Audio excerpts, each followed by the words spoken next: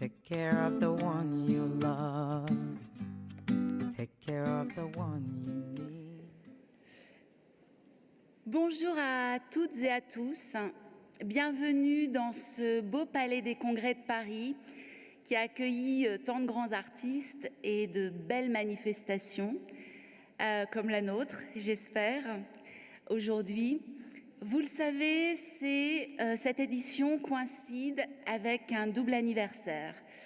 Celui de la loi de 2007, réforme emblématique avec ses forces et faiblesses dont nous parlerons au long de ces deux journées, en particulier cet après-midi, mais également donc la 10e édition des Assises nationales de la protection de l'enfance. Vous le savez, nous vous accompagnons depuis 2006 d'ailleurs, ça fait 11 ans. Nous vous accompagnons dans les diverses évolutions du dispositif de protection de l'enfance. Nous vous accompagnons aussi dans les moments compliqués avec des affaires qui remuent le secteur, comme l'affaire de pédophilie d'Angers, qui avait d'ailleurs donné lieu à la première édition des Assises en 2006, puis l'affaire Marina, qui a donné lieu à une très belle édition de résilience avec le Conseil général de la Sarthe en 2013.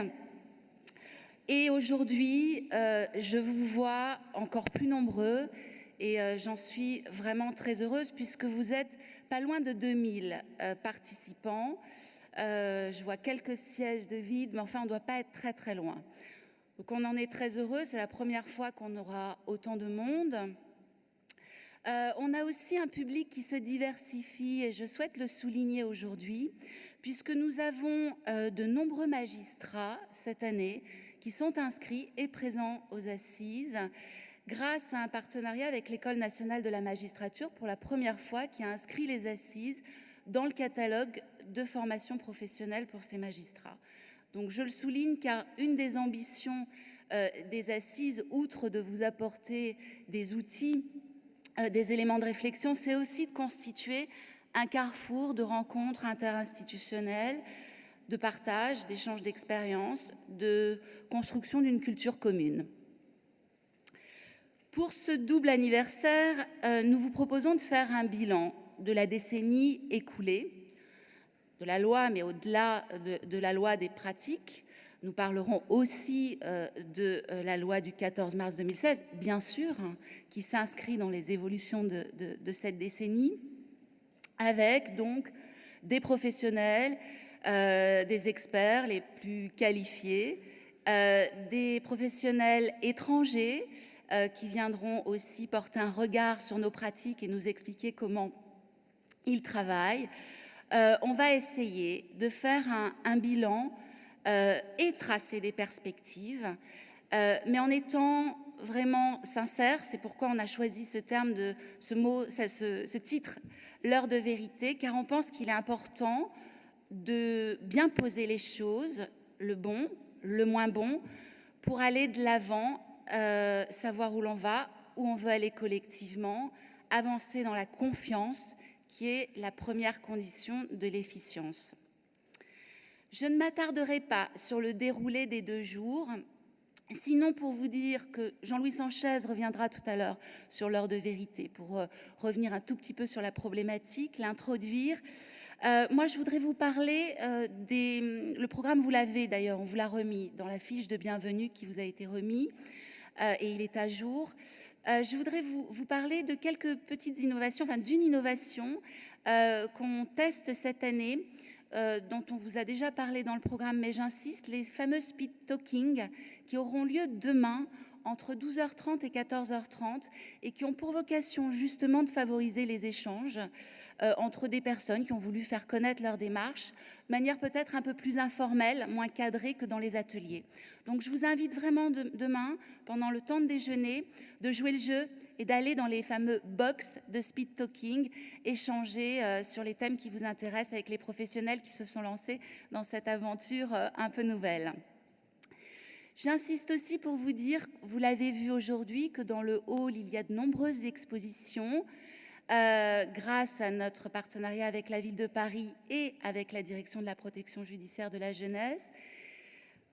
Direction qui a beaucoup mobilisé sa direction interrégionale Île-de-France et Outre-mer, que je souhaite vraiment remercier, ainsi que les jeunes qui sont venus avec les professionnels pour vous proposer cet accueil café aujourd'hui, mais également des animations, et c'est sur ce point que je voulais insister, demain, notamment un atelier d'art postal où des jeunes accompagnés dans le cadre de la PJJ vous apprendront à faire des marque-pages dans le cadre de l'art postal, ce que l'on appelle l'art postal. J'en profite pour remercier l'ensemble des partenaires des Assises, la DPJJ, je l'ai donc dit, mais aussi la ville de Paris, Madame Versini, l'adjointe au maire, et Monsieur Raymond, le directeur de la DAZES, pour leur soutien dans l'organisation des Assises, et tout particulièrement l'Audace, l'équipe de l'Audace qui, aux côtés de mon équipe, celle du Journal des acteurs sociaux, s'implique énormément dans la préparation et l'organisation de ces assises. Et nous sommes de très petites équipes et on le fait avec beaucoup de cœur. Donc je voulais rendre hommage à mon équipe, bien sûr, et à celle de l'Audace. Enfin, j'en aurai terminé sur le programme. Vous dire que les 3 et 4 juillet étaient probablement les 2 dates les pires pour avoir des représentants du gouvernement. Puisque vous le savez, aujourd'hui, c'est le Congrès et demain, la déclaration de politique générale. Même si, bien sûr, nous avons sensibilisé, au premier chef d'ailleurs, l'Élysée, qui a été très intéressé par notre programme, et le ministère, nous n'avons pas de représentants du gouvernement présents. Mais Agnès Buzyn, la ministre des Solidarités et de la Santé, a souhaité enregistrer une vidéo que nous allons passer tout de suite et qui vous est destinée, qu'elle a enregistrée ce matin pour vous, avant de partir à Versailles pour le Congrès. Je vous précise aussi, et j'en aurai terminé, que des collaborateurs du cabinet du président de la République et de la ministre sont présents aujourd'hui pour suivre nos travaux. Voilà, il me reste à vous dire que je vous souhaite de très bonnes assises. J'espère qu'elles se passeront bien, que vous serez heureux. Et nous lançons peut-être le mot d'ouverture de la ministre. Merci.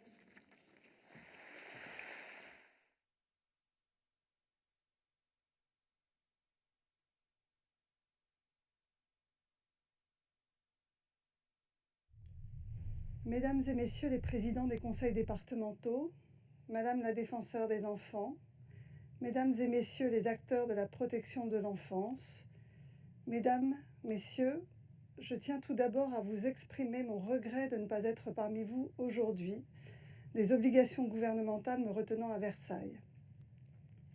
Je m'adresse à vous en tant que ministre de la Famille et de l'Enfance et à ce titre chargé de la protection des enfants en danger. D'emblée, je souhaite dire qu'il n'y a pas de contradiction entre la protection des enfants et l'accompagnement des parents, bien au contraire. Je développerai les actions de soutien à la parentalité qui permettent de prévenir les violences faites aux enfants. La prévention sera un axe fort de mon action. Nos enfants sont par définition les adultes de demain et les maltraitances qui les touchent ont de lourdes conséquences à long terme. Nous devons donc ensemble œuvrer à la recherche du meilleur intérêt de l'enfant, répondre à ses besoins et défendre le respect de ses droits énoncés par la Convention internationale des droits de l'enfant qui nous engage. Bien sûr, en matière de protection des enfants, le rôle des conseils départementaux est déterminant. Je veux les saluer ici et également tous les acteurs, associatifs ou institutionnels, et tous les professionnels qui accompagnent au quotidien les enfants et leurs familles. Il nous faut dès aujourd'hui amplifier les efforts déjà entrepris. À ce titre, le premier plan de mobilisation contre les violences faites aux enfants sera poursuivi. Il faut décloisonner les interventions des différents acteurs et assurer une meilleure égalité de traitement sur l'ensemble du territoire national. C'est l'objet même du Conseil national de la protection de l'enfance, dont j'ai l'honneur et la responsabilité, en ma qualité de ministre chargé de l'enfance, d'assurer la présidence. Il s'agit pour moi d'un rôle essentiel. Les membres de ce conseil, dont Michel Créoff assure la vice-présidence avec une très grande efficacité, sont extrêmement mobilisés et ont d'ores et déjà fourni un travail important et de qualité. Je les en remercie. Durant mon mandat, je veillerai à travailler en étroite collaboration avec les autres ministres concernés pour apporter sur ces sujets des solutions pertinentes et efficaces. Une stratégie interministérielle pour la protection de l'enfance, de l'adolescence et de la jeunesse sera élaborée pour la période 2018-2022 en prenant appui sur les propositions du Conseil national de la protection de l'enfance. Elle portera notamment un axe sur la prise en charge et la sortie sécurisée des dispositifs de protection, et enfin l'évaluation de cette politique publique qui est aujourd'hui lacunaire. La lutte contre les violences faites aux enfants sera un fil conducteur, tout comme la juste définition de leurs besoins fondamentaux. Je m'appuierai sur le travail de consensus déjà réalisé à ce sujet pour en tirer les leçons. Le sujet des mineurs non accompagnés sera également au cœur de mes préoccupations. Je sais les difficultés posées par l'afflux croissant de ces enfants vulnérables à qui nous devons offrir une protection. Plusieurs groupes de travail interministériels travaillent avec les départements à trouver des solutions et mon ministère y contribuera particulièrement. L'ensemble de ces travaux doit également constituer une réponse aux observations du Comité des droits de l'enfant de l'ONU, devant lequel la France a été auditionnée en janvier 2016. Les évolutions positives soulignées par ce comité ne doivent pas masquer les axes d'amélioration nécessaires dans certains domaines. Mon ministère assurera la coordination des travaux de suivi des observations du comité et les présentera devant le Haut Conseil de l'enfance dès cet automne. Je tiens également à associer largement les conseils départementaux à la réflexion et à pérenniser un dialogue constructif avec eux. C'est dans cette optique que se réunira dès la rentrée un réseau des correspondants départementaux de la protection de l'enfance, de la petite enfance et du soutien à la parentalité. Ces 2 jours de conférences, d'ateliers et de discussions vous permettent chaque année de faire le point des évolutions en protection de l'enfance. Je souhaite aux Assises nationales pour la protection de l'enfance un joyeux 10e anniversaire. Je vous félicite réellement pour cette décennie d'engagement pour la protection des enfants. Bonne soirée à tous.